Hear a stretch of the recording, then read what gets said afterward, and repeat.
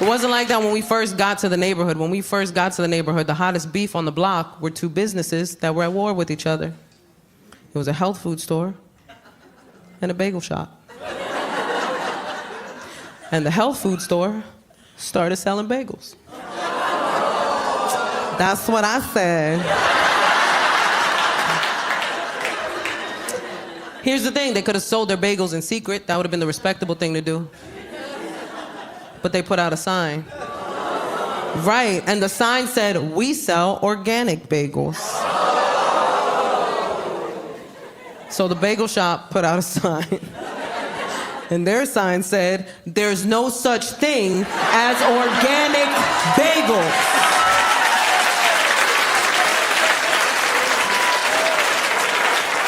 I saw that, I was like, the block is hot! It's hot in these streets. My favorite thing is like, people still, no matter how crazy it is in New York, people still want to come to New York. They still want to come. People dream of coming to New York. They always tell me it's my dream of going to New York City. And we know why. New Yorkers, we know why. You want something crazy to happen. You want to see something wild. You want your weird New York story. I always tell them, come. It'll happen. We aim to please. The homeless will always provide. I'm sorry, the unhoused. Cupcake? Cupcake? I don't know. I realized that that's our PC term now, is unhoused. And look, I was an English major in college. I'm down to play with language. Let's do this. But we can talk about unhoused, can't we? It's goofy. I'll tell you why. Number one, that's the same word. You can't convince me otherwise. I have a thesaurus. You ain't gonna lie to me. And two, it sounds worse. Right? Homelessness sounds like a situation that could not have been prevented. Unhoused sounds like somebody just rolled up on them. And was like, "I'll be taking this. And no more house for you." The second I heard it, I was like, what an elitist, privileged way of describing a situation, right? Right, you can hear it right away. Did you hear about Janice? She was recently unhoused. That's the kind of word that is only used to make the speaker of said word feel better about acknowledging a situation they know nothing about. It just makes them uncomfortable to acknowledge it, so they created a word as a buffer, but there's no progress in that word. There is no help in that word. And if you've ever lived in that situation, then there are a bunch of words you would have used instead of that word. Like, I was shocked. I was like, nobody thought of nomad? That's my first choice. Can you imagine you roll up on a homeless person? "What up, my nomadic brother?" Way to stay off the grid, man. I, too, am anti-establishment. Some of the words, honestly, some of the changes, I'm okay with. You know what I mean? Some of the changes I think are pretty brilliant. I know a lot of people are upset with all the PC language, but I find it kind of entertaining. Like, did you know on social media now, they're calling smoking weed gardening? I love it. Oh, it makes me sound so much more productive. I've been gardening all day. Gardening helps me deal with people.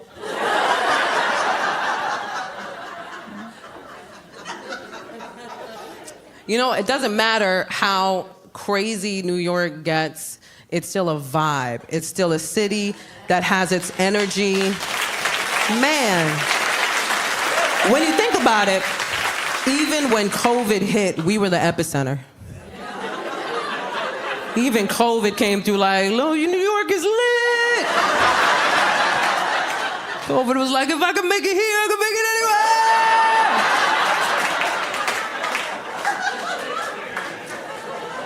anywhere. Lived its best life.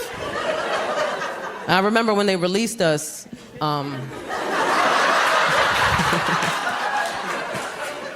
from COVID captivity. We got rid of that 6 feet of personal space day one.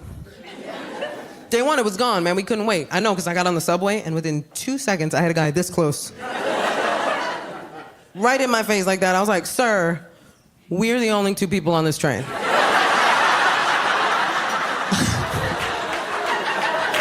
I feel like there's a lot of options you're not taking.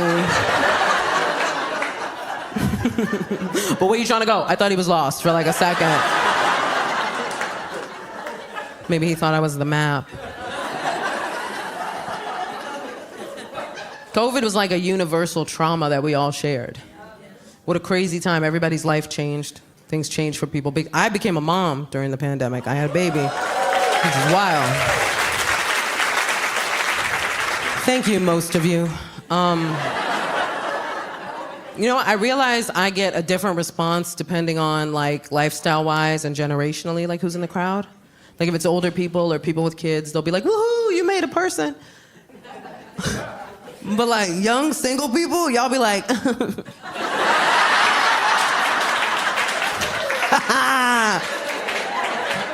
I see all your trauma come up to the surface. I'm like, I said, I'm a mom, not your mom. I didn't do it. But I get it, because we're having different conversations now, right, about parenting. Right, we're getting into it, man. Parenting conversations are changing, and they should. We have some archaic views on parenting that I really think need changing. Like the belief that it makes or breaks you as a woman to have a baby. No, it doesn't. If you want to have a baby, have a baby. You don't want to have a baby, don't have a baby. It's nobody's business. It's ridiculous to think it's anybody's business but your own. But I will tell you this, anytime I've met a woman that doesn't want kids, that is the first thing she wants me to know about her. The second she finds out I'm a mom, she's like, I don't want kids. Cool, I wasn't offering. I was talking about my favorite subject, which is me, and then you interrupted me with some you, which I did not request for this. But I respect it. I respect it when a woman knows she doesn't want to have kids. I do. I think it's a good thing to know about yourself, and I think a lot of people would have been spared bad relationships with their mothers had they known they didn't know what they were doing or feel like they wanted to do it even in the first place. And I wish more people were that aware, right? Sometimes it's a bummer, I'm not gonna lie. Like, I'll meet a person who's a really good human being and they don't want to have kids, and I'm like, damn, I really wish you did, because I wish there were more people like you. You know what I mean? And then sometimes people are like, I don't want to have kids, and I'm like, that's probably the best for everybody.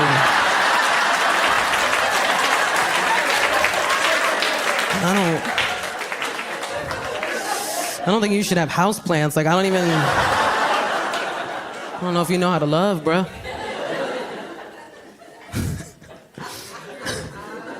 We're having these different conversations that I feel like are so important because we're talking about things that definitely people that grew up in certain generations never heard of. Right? Like, we're talking about toxic parenting. Right. We never heard that growing up. And let me tell you something, like I said, I'm Puerto Rican. I guarantee you nobody's cornered the market on toxic parenting like Latino parents. Woo! Man. Oh, look at us trauma bonding. It hurts so bueno, doesn't it? I'm telling you, man. We put the tra in trauma. That was us. That was all us. It was just Alma, we spiced it up. That's why we have to talk about stuff like toxic parenting, because a lot of us didn't even realize we had toxic parents until we looked over our childhoods with today's guidelines. I thought I was safe. I was like, nah, I love my parents love me. What's that? Yeah, they hit me. Every day. But only when I was doing kid stuff. Let me see that list real quick. Let me look real quick. Saw all the information they know now about raising kids, and I was like, oh no! I need so much therapy. Like, that's wild. I hope there's a punch card.